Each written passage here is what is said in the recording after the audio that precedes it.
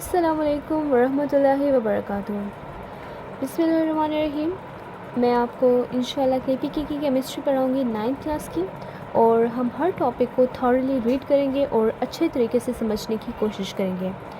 हम अपने first topic से आगाज़ करते हैं अपने लेक्चर का, और हमारा फ़र्स्ट टॉपिक है केमिस्ट्री, यानी केमिस्ट्री क्या होती है।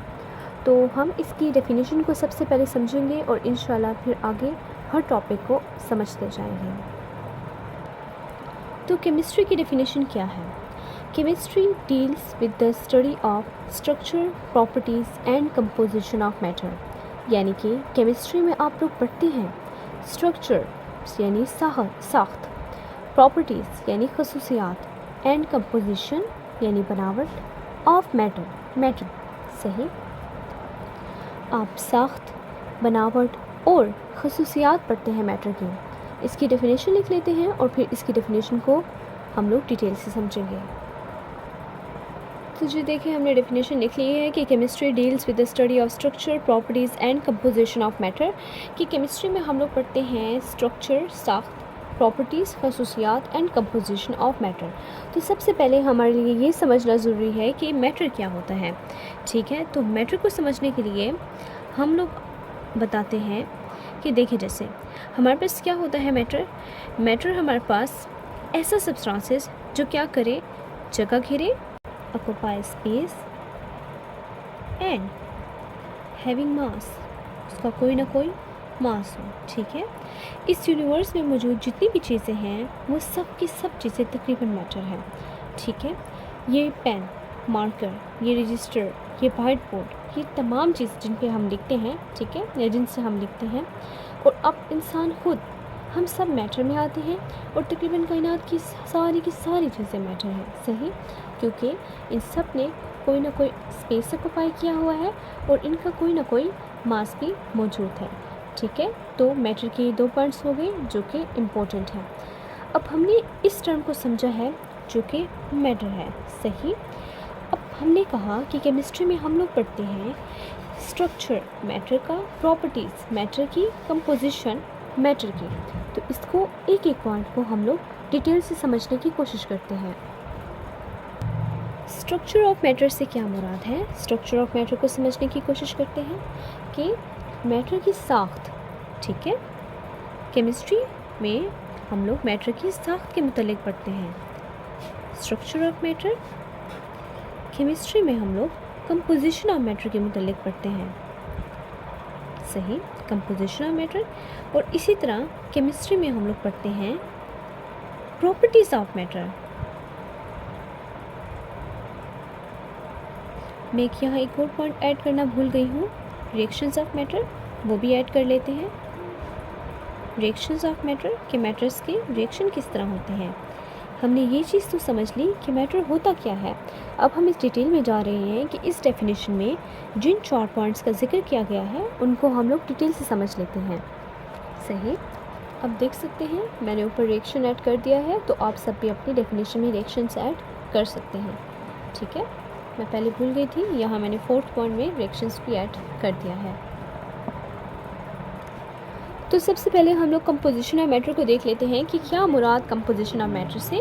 ठीक है, कंपोजिशन ऑफ मैटर से हम लोग सबसे पहले इसकी एक एग्जांपल ले लेते हैं कि क्या मतलब है कंपोजिशन ऑफ मैटर से। मैटर में एग्जांपल मैं ले लेती हूँ H2O की। सही, यानी कि वाटर की। H2O हमारे पास फार्मूला होता है वाटर का। ठीक है, आप लोग बच्चे आगे पढ़ेंगे कि फार्मूला, केमिकल फार्मूला किस तरह, मतलब मैंने फार्मूला लिख लिया H2O का और उससे क्या मुराद है। तो ये सब चीज़ें हम लोग आगे डिटेल में पढ़ेंगे, लेकिन मैं आपको थोड़ा सा एक्सप्लेन कर दूँ क्योंकि एग्जांपल देना ज़रूरी था ना बच्चे, कि मैं कंपोजिशन ऑफ मैटर की अब एग्जांपल जो दे रही हूँ तो मतलब मैंने बताना है ना, एक मैटर लेना है, फिर उसकी एग्जांपल देनी है, उससे आपको समझाना है कि क्या मुराद है कंपोजिशन से। तो इसलिए मैंने कंपोजिशन ऑफ मैटर में H2O की एग्जांपल ले ली है। ठीक है बच्चे, अच्छा, अब H2O मैंने ले लिया। अब मैं कहती हूँ कि केमिस्ट्री हमें बताती है कंपोजिशन ऑफ मैटर के मुतालिक। तो H2O हमारे पास मौजूद है। तो H2O बच्चे किससे बना है? हमारे पास H से बना है। H से मुराद बच्चे हाइड्रोजन होता है। आप सारे एलिमेंट्स डिटेल में आगे पढ़ेंगे। ठीक है, H से मुराद हाइड्रोजन होता है और O से मुराद बच्चे ऑक्सीजन होता है। ठीक है, हमारे पास वाटर कैसे बना? जब हमारे पास 2 हाइड्रोजन, सही, और एक ऑक्सीजन मिले और इनके मिलने से हमारे पास क्या आया, वाटर आया। ठीक है, हमारे पास वाटर बन गया। तो हमारे पास वाटर की कंपोजिशन में कौन कौन इन्वॉल्व है? हमारे पास वाटर की कंपोजिशन में हाइड्रोजन इन्वॉल्व है और हमारे पास वाटर की कंपोजिशन में ऑक्सीजन इन्वॉल्व है, यानी हाइड्रोजन इन्वॉल्व है और ऑक्सीजन इन्वॉल्व है। सही, इनके मिलने से मेरे पास एक चीज़ मौजूद आती है जिसको हम लोग वाटर बोलते हैं। ठीक है, जो कि क्या है, हमारे पास मैटर है। सही, सॉरी, मैटर है। तो मैटर वजूद में आया किसके मिलने से? हाइड्रोजन और ऑक्सीजन के मिलने से। तो हाइड्रोजन और ऑक्सीजन क्या है? हाइड्रोजन और ऑक्सीजन कंपोजिशन है। किसकी कंपोजिशन है? वाटर की कंपोजिशन है। और वाटर क्या है? वाटर एक मैटर है। सही, आपको ये पॉइंट क्लियर हो गया होगा। इस तरह नेक्स्ट पॉइंट एक समझने की कोशिश करते हैं, यानी कि नेक्स्ट एग्जाम्पल में बच्चे ले रही हूँ CO2 की, या फिर आप NaCl की भी एग्जाम्पल ले सकते हैं। ठीक है, CO2 की एग्जाम्पल नहीं लेते, NaCl की एग्जाम्पल ले लेते हैं। NaCl की एग्जाम्पल मैं इस तरह ले रही हूँ कि मेरे पास Na है और मेरे पास Cl है, सोडियम और क्लोरीन। ठीक है, ये हमारे पास दोनों है और इनके मिलने से, यानी सोडियम की और क्लोरीन के मिलने से, यानी इन दोनों की ये कंपोजिशन है। कि किसकी कंपोजिशन है? सोडियम क्लोराइड की। सोडियम क्लोराइड बच्चे साल्ट होता है। ठीक है, नमक जो आप रोज़मर्रा लाइफ में इस्तेमाल करते हो, उसका फार्मूला जो है वो NaCl है, जो कि आप इंशाल्लाह आगे पढ़ोगे, मैं आपको आगे हर चीज़ क्लियर करवाऊँगी। तो सोडियम क्लोराइड जो है ये एक फार्मूला है हमारे पास साल्ट का। ठीक है, तो इसकी कंपोजिशन क्या है? सोडियम और क्लोरीन, यानी सोडियम और क्लोरीन के मिलने से सोडियम क्लोराइड मौजूद में आया। और ये क्या है? ये एक मैटर है। यानी मैटर की कंपोजिशन क्या है? मैटर की कंपोजिशन हमारे पास है सोडियम और क्लोरीन। ठीक है, तो ये एग्जाम्पल हो गई। और भी मैं आपको कई एग्जाम्पल्स दे सकती हूँ, जैसे कि मेरे पास है कैल्शियम कार्बोनेट CaCO3। ठीक है, अब ये कैल्शियम कार्बोनेट हमारे पास, अगर आप कहते हैं तो मैं इसकी पूरी फॉर्म लिख देती हूँ, कैल्शियम कार्बोनेट, यानी इसका पूरा का पूरा नेम, ताकि आपको समझने में आसानी हो। लेकिन मैं आपको जस्ट एग्जाम्पल करवा रही हूँ, समझा रही हूँ। तो कैल्शियम कार्बोनेट कैसे बनता है? जब हमारे पास कैल्शियम, ठीक है, यानी Ca और CO3 यानी कार्बोनेट, इनके मिलने से, इनकी कंपोजिशन से, यानी कैल्शियम कार्बोनेट की कंपोजिशन क्या है? ये है। तो इनके मिलने से हमारे पास क्या वजूद में आया? एक मैटर वजूद में आया। और ये मैटर हमारे पास क्या है? Calcium carbonate. ठीक है, तो इन सब की ये देख सकते हैं हम कंपोजिशन के मुताबिक पढ़ते हैं। कंपोजिशन ऑफ मैटर हम लोग किस में पढ़ते हैं? यानी केमिस्ट्री में पढ़ते हैं। तो ये सारी थी कंपोजिशन ऑफ मैटर, कि वाटर की एग्जांपल ली, सोडियम क्लोराइड की एग्जांपल ली, कैल्शियम कार्बोनेट की एग्जांपल ली, कि ये सब जो मैटर है हमारे पास, इनकी कंपोजिशन क्या है, यानी ये कितने एटम से मिलके बने हैं। आपको इसकी अब मैं मेन डेफिनेशन बता दूं कि कंपोजिशन का मतलब क्या होता है बच्चे। कंपोजिशन ऑफ मैटर मतलब कि मेरे पास ये बने कैसे हैं, ठीक है ना, इनमें कितने एटम्स इन्वॉल्व हैं। सही, इनमें कितने एटम्स इन्वॉल्व हैं और कितने एटम्स के इन्वॉल्व होने के साथ, यानी कितने एटम्स, अमाउंट भी बतानी है और किस किस्म के एटम्स इन्वॉल्व हैं। यानी कि कंपोजिशन से क्या मुराद है? कंपोजिशन से मैंने आपको बता रही हूँ कि कंपोजिशन का एग्जैक्ट मतलब क्या होता है। वैसे ये पॉइंट मैं आपको पहले बता सकती थी, लेकिन मैंने आपको लास्ट पे इसलिए बताया ताकि मैं आपको एग्जांपल्स दे सकूँ और देन बता सकूँ कि इसका मतलब मेन मतलब क्या है। ठीक है ना, तो कंपोजिशन क्या है कि दिस रेफर्स टू, मैं आपको पहले डेफिनेशन इसकी रीड करके बता देती हूँ कि this refers two types and amount of different element that make up a substances. यानी कि हमारे पास दिस रेफर्स टू टाइप्स, यानी कि किस किस्म के, and amount of different elements, यानी कि कितनी अमाउंट में एलिमेंट्स मौजूद हैं, that make up a substances, जो कि कोई सब्सटेंसेस बनाते हैं। ठीक है, मैं आपको इसकी डेफिनेशन लिख के दे देती हूँ। तो देखिए बच्चे, मैंने इसकी डेफिनेशन लिख ली है कि दिस रेफर टू टाइप्स, कि किस किस्म के, ठीक है ना बच्चे, किस किस्म के, and amount of different, amount मतलब तादाद, कि कितनी तादाद में हमारे पास डिफरेंट एलिमेंट्स, मुख्तलिफ़ किस्म के अनासर मौजूद हैं जो कि कोई भी सब्सटेंसेस बनाते हैं। ठीक है, सब्सटेंसेस बच्चे बोलते हैं प्योर फॉर्म ऑफ मैटर को। ठीक है, प्योर फॉर्म ऑफ मैटर। ठीक है, मैटर की बिल्कुल प्योर फॉर्म क्या कहलाती है? सब्सटेंसेस कहलाती हैं। ठीक है, तो ये हमारे पास आ गई कंपोजिशन की। कंपोजिशन का क्या मतलब है? बिल्कुल उसी तरह बच्चे जिस तरह अभी मैंने आपको वाटर की भी एग्जांपल दी थी कि वाटर किस तरह बना है। तो वाटर में हाइड्रोजन है, 2 हाइड्रोजन और 1 ऑक्सीजन इन्वॉल्व है। तो किस किस्म के हैं और कितनी अमाउंट में है? हाइड्रोजन है और ऑक्सीजन है। अमाउंट क्या है? 2 हाइड्रोजन और 1 ऑक्सीजन। क्या बना रहे हैं? एक सब्सटेंसेस बना रहे हैं, और वो सब्सटेंसेस क्या है हमारे पास? वाटर। ठीक है बच्चे। तो अब हम आ जाते हैं स्ट्रक्चर ऑफ मैटर की तरफ मैटर की तरफ कि स्ट्रक्चर ऑफ मैटर से क्या मुराद है कि किस किस्म का स्ट्रक्चर। ठीक है, कि मैटर का स्ट्रक्चर किस तरह। सही है, तो इसको रीड कर लेते हैं आप। तो अगर मैं आपको सबसे पहले स्ट्रक्चर का मतलब बता दूं कि स्ट्रक्चर होता क्या है, मतलब यानी कि हमने बोला कि स्ट्रक्चर ऑफ मैटर, मैटर का स्ट्रक्चर। तो स्ट्रक्चर ऑफ मैटर से मुराद क्या, मतलब कैसा स्ट्रक्चर। ठीक है ना, इसको देख लेते हैं। तो स्ट्रक्चर ऑफ मैटर की हम लोग सबसे पहले डेफिनेशन देख लेते हैं कि स्ट्रक्चर ऑफ मैटर से मुराद क्या होता है। Structure of matter deals with the arrangement of atoms with in a substances, कि किसी भी सब्सटेंसेस में एटम्स की अरेंजमेंट क्या है। ठीक है, मैं आपको इसकी डेफिनेशन लिख के दे देती हूँ। ठीक है, कि structure of matter deals with the arrangement, ठीक है, deals with the arrangement, definition लिख के दे दी है कि deals with the arrangement of atom with in substances, कि कोई भी सब्सटेंसेस है उसके अंदर एटम्स की अरेंजमेंट क्या है। अरेंजमेंट का मतलब होता है बच्चे तरतीब। ठीक है ना, कि एटम्स की तरतीब क्या है किसी भी सब्सटेंसेस के अंदर। जैसे कि हमने H2O की पहले एग्जांपल ली है, अब मैं आपको दोबारा H2O की एग्जांपल दे देती हूँ। जैसे कि H2O की हम लोग देखें तो H2O की में क्या होता है।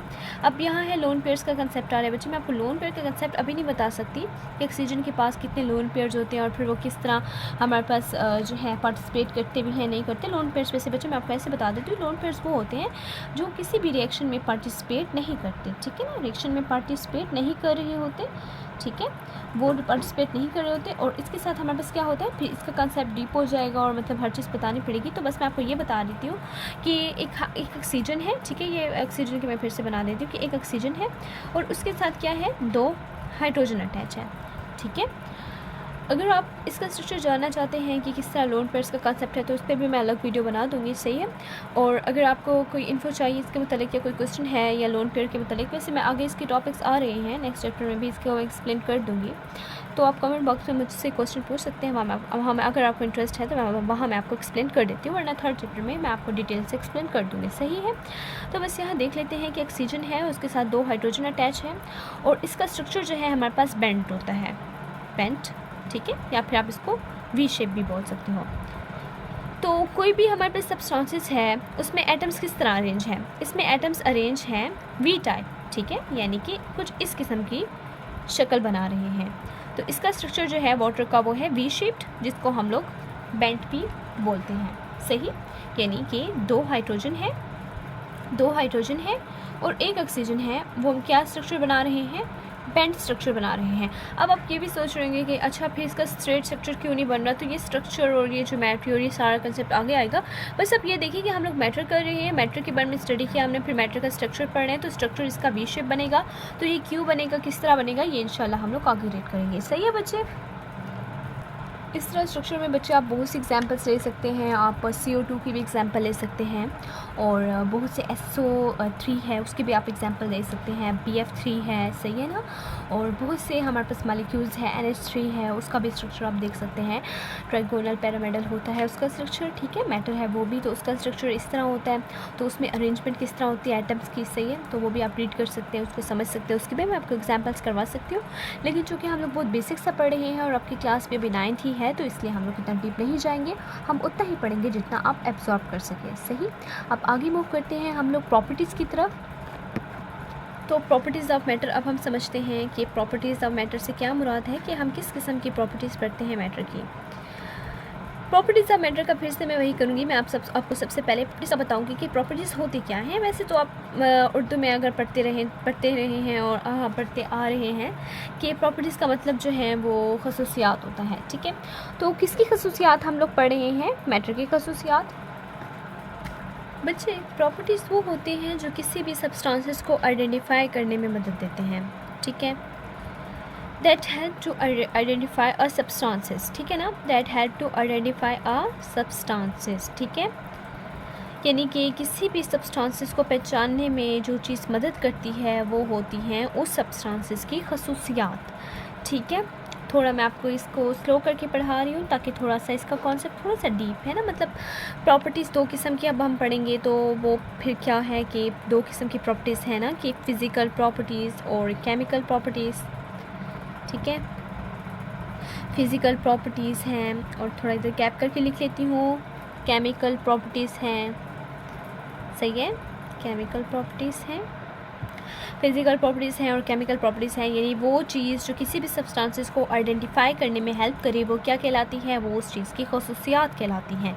अब खसूसियात दो किस्म की होती हैं, प्रॉपर्टीज़ दो किस्म की होती हैं, एक होती है फ़िज़िकल प्रॉपर्टीज़ और एक होती है हमारे पास केमिकल प्रॉपर्टीज़। अब फ़िज़िकल प्रॉपर्टीज़ क्या होती हैं और केमिकल प्रॉपर्टीज़ क्या होती हैं? बच्चे, फ़िज़िकल प्रॉपर्टीज़ वो प्रॉपर्टीज़ होती हैं जिनको आप एब्जॉर्ब भी कर सको, दैट कैन बी अब्जॉर्ब। ठीक है, जिनका आप मुशाहिदा भी कर सको और जिनको आप लोग मैयर भी कर सको। सही है, तो वो प्रॉपर्टीज़ जिनको ऑब्जर्व भी किया जा सके और मैयर भी किया जा सके वो कौन सी प्रॉपर्टीज़ कहलाती हैं? वो बच्चे फ़िज़िकल प्रॉपर्टीज़ कहलाती हैं। ठीक है, लेकिन फ़िज़िकल प्रॉपर्टीज़ में ना केमिकल कंपोजिशन जो है ना वो आप चेंज ना करो। ठीक है, ठीक है, फ़िज़िकल प्रॉपर्टीज़ में ना आप केमिकल कंपोजिशन चेंज ना करो, लेकिन आप उनको ऑब्जर्व भी कर सकते हो और उनको मेजर भी कर सकते हो। अब फिज़िकल प्रॉपर्टीज़ में ना बच्चे आप एग्जांपल ले सकते हैं ऑर्डर की, स्मेल की, जो उसका टेस्ट है, जो उसका मेल्टिंग पॉइंट है या उसका बॉइलिंग पॉइंट है, ये सारी चीज़ें किस में आ जाती हैं? ये उसका फ्रीजिंग पॉइंट भी कह सकते हो। ये सारी चीज़ें क्या आ जाती हैं? ये सारी चीज़ें बच्चे क्या होती हैं? फिज़िकल प्रॉपर्टीज़ होती हैं, जिनको आप क्या कर सकते हो? ऑब्जर्व कर सकते हो, जिनको आप क्या कर सकते हो? मेजर कर सकते हो। केमिकल प्रॉपर्टीज़ क्या होती हैं बच्चे? केमिकल प्रॉपर्टीज़ वो प्रॉपर्टीज़ होती हैं, वो मतलब होती हैं केमिकल प्रॉपर्टीज़ कि कोई सब्सटेंसेस किस तरह केमिकल चेंज के अंदर आता है, यानी कि किस तरह वो रिएक्शन करता है, केमिकल चेंज के अंदर आता है। मेन जो है मैं आपको बेसिक सा बता देती हूँ कि कोई भी हमारे पास सब्सटेंसेस हैं, ठीक है ना, कोई भी मेरे पास सब्सटेंसेस है और वो किस तरह टू अंडरगो केमिकल चेंज, कि किस तरह वो केमिकल चेंज के अंदर आता है। सही है, और किस तरह फिर क्या बनता है? To form a new substances, कि किस तरह वो नया सब्सटेंसेस में कन्वर्ट हो जाता है, किस तरह वो नए सब्सटेंसेस में कन्वर्ट हो जाता है। इसकी बेसिक डेफिनेशन जो है ना, हम अक्सर केमिकल प्रॉपर्टीज़ के हम पढ़ते आ रहे हैं कि chemical properties are those properties describe a substance's ability to undergo chemical change and form a new substances. ठीक है, यानी केमिकल प्रॉपर्टीज़ में आप पढ़ते हो ना कि कोई सब्सटेंसेस किस तरह आपके पास रिएक्शन करता है, यानी कि उसकी रिएक्टिविटी देखते हो। ठीक है, फ्लेमेबिलिटी देखते हो। अब फ्लेमेबिलिटी आप कहेंगे क्या होता है, तो बस ये मैं आपको जस्ट ये बता रही हूँ कि फ्लेमेबिलिटी देखते हो, उसकी रिएक्टिविटी देखते हो, उसकी फ्लेमेबिलिटी देखते हो, एक्सेट्रा बहुत सारी चीज़ें आ जाती हैं केमिकल प्रॉपर्टीज़ के अंदर। ठीक है, तो बस हम लोग प्रॉपर्टीज़ पढ़ते हैं मैटर की, कि केमिकल प्रॉपर्टीज़ भी पढ़ते हैं, उसकी फ़िज़िकल प्रॉपर्टीज़ भी पढ़ते हैं, ये सारा केमिस्ट्री में हम लोग डील करते हैं। अब फिज़िकल प्रॉपर्टीज़ की मैं आपको एग्जांपल दे दूँ ना, हो सकता है आपका कॉन्सेप्ट क्लियर ना हो रहा हो और आप फिज़िकल प्रॉपर्टीज़ में कन्फ्यूज़ हो कि मैटर की फ़िज़िकल प्रॉपर्टीज़ किस तरह कह रही हैं मैम। तो जिस तरह H2O है, ठीक है, H2O की उसकी हमने हर चीज़ की एग्जांपल दी है, हमने स्ट्रक्चर में भी एग्जांपल देखी है, तो अब इसमें भी देख लेते हैं ना। H2O है तो H2O की स्मेल क्या होती है? H2O की तो कोई भी स्मेल नहीं होती, तो इसकी स्मेल नहीं होती। ठीक है, स्मेल भी इसकी नहीं होती। ठीक है, ये फिज़िकल प्रॉपर्टीज़ हम देख रहे हैं इसकी। इसका कलर क्या होता है? इसका तो कोई कलर ही नहीं होता, कलरलेस होता है ये। ठीक है, कलरलेस हो जाता है, जगह कम पड़ गई है, कलरलेस होता है। ठीक है, इस तरह वाटर जो है उसका बॉइलिंग पॉइंट क्या होता है? बॉइलिंग पॉइंट इसका 100 डिग्री सेंटीग्रेड होता है। ठीक है, 100 डिग्री सेंटीग्रेड पे जाके बॉयल हो जाए जो चीज़, मतलब वाटर जो है 100 डिग्री सेंटीग्रेड पे जाके बॉयल हो जाता है, तो ये इसका एक बॉइलिंग पॉइंट है। वो पॉइंट जिस पे जाके कोई भी चीज़ बॉयल हो जाए वो उसका बॉइलिंग पॉइंट कहलाता है। तो वाटर का बॉइलिंग पॉइंट 100 डिग्री सेंटीग्रेड है, क्योंकि ये 100 डिग्री सेंटीग्रेड पे जाके बॉयल हो जाता है। ठीक है, तो ये सारी इसकी फिज़िकल प्रॉपर्टीज़ हैं। ठीक है, अगर मैं कहूँ H2O, ठीक है, H2O, तो H2O रिएक्शन किस तरह करता है, इसकी रिएक्टिविटी क्या है, तो ये सारा हम किस में पढ़ते हैं? ये सारा हम केमिकल प्रॉपर्टीज़ में पढ़ते हैं। ठीक है, क्लियर हो गया ना? इसकी डेफिनेशन मैंने आपको काफ़ी डिटेल से पढ़ाई है और इंशाल्लाह आप सबको क्लियर हो गई होगी। लेकिन फिर भी कोई क्वेश्चन हो तो आप मुझसे पूछ सकते हैं इन सब टॉपिक से रिलेटेड। ठीक है ना? अच्छा वैसे मैं आपको रिएक्शंस ऑफ मैटर तो बताया नहीं, रिएक्शंस ऑफ मैटर का भी एक्सप्लेन कर लेती कि रिएक्शंस ऑफ मैटर क्या मुराद है कि मैटर्स के रिएक्शंस कि मैटर जो है वो किस तरह रिएक्ट करता है। ठीक है, ये तो नाम से ही ज़ाहिर हो रहा है, लेकिन फिर भी इसकी हम लोग डिटेल पढ़ेंगे। जिस तरह मैंने आपको बताया है कि मैं आपको एक एक चीज़ क्लियर करवाऊँगी और हर पॉइंट के डीप में जाएंगे, लेकिन फिर भी हम लोग ये याद रखेंगे कि हम लोग 9th क्लास का कोर्स पढ़ रहे हैं। सही, तो रिएक्शन क्या होता है, हम लोग कह सकते हैं कि रिएक्शन वो प्रोसेस होता है जिसमें कोई भी सब्सटेंसेस डिफरेंट सब्सटेंसेस में क्या कह सकते हैं, ट्रांसफॉर्म हो जाता है या कन्वर्ट हो जाता है। यानी कि रिएक्शंस और प्रोसेसेस रिएक्शंस और process where substances transform into different substances. ठीक है, तो हम ये इसकी डेफिनेशन लिख सकते हैं। अच्छा बच्चे, मैंने न्यू प्रॉपर्टीज़ लिखा है क्योंकि रिएक्शंस वो प्रोसेस होते हैं जिसमें सब्सटेंसेस किसी दूसरे सब्सटेंसेस में कन्वर्ट हो जाता है विद न्यू प्रॉपर्टीज़, यानी उसकी प्रॉपर्टीज़ भी चेंज हो चुकी होती हैं। ठीक है ना, जिस तरह मैं बताऊँ आपको इलेक्ट्रोलिसिस ऑफ वाटर को एक्सप्लेन करूँ मैं आपके सामने ना, तो इलेक्ट्रोलिसिस ऑफ वाटर क्या होता है हमारे पास, इलेक्ट्रोलिसिस ऑफ वाटर होता है break down of water with the help of electricity. यानी आप इलेक्ट्रिसिटी की वजह से वाटर को जो है इलेक्ट्रिसिटी की मदद से जब आप वाटर की ब्रेक डाउन करते हैं तो उसको इलेक्ट्रोलिसिस ऑफ वाटर कहते हैं। अब इसका क्या मैकेनिज़्म है, किस तरह होता है, ये तो सारी डिटेल है जो कि आपके लेवल की फ़िलहाल आपके मतलब चैप्टर में भी मौजूद नहीं है। लास्ट चैप्टर्स में इसका डिस्कशंस हो रही हैं, तो वहाँ रीड करेंगे इंशाल्लाह।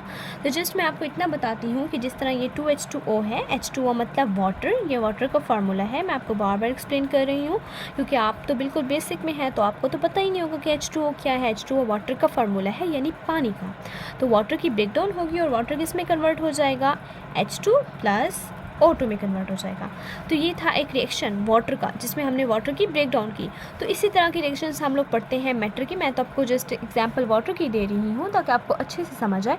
इस तरह बहुत से कंपाउंड्स हैं और फिर मुख्तलिफ कंपाउंड्स के मुख्तलिफ फार्मूलाज हैं, तो फिर तो आप अपने फार्मूलाज पढ़े ही नहीं हैं तो फिर मुश्किल हो जाएगी। तो इसलिए मैंने आपको वाटर का फार्मूला बताया और उसी की ही मैं आपको सबकी एग्जाम्पल्स देती गई कि वाटर का फार्मूला H2O है, तो ये रिएक्शन किस तरह करेगा, इसका स्ट्रक्चर क्या होगा, इसकी प्रॉपर्टीज़ क्या होगी, इसकी कंपोजिशन क्या होगी।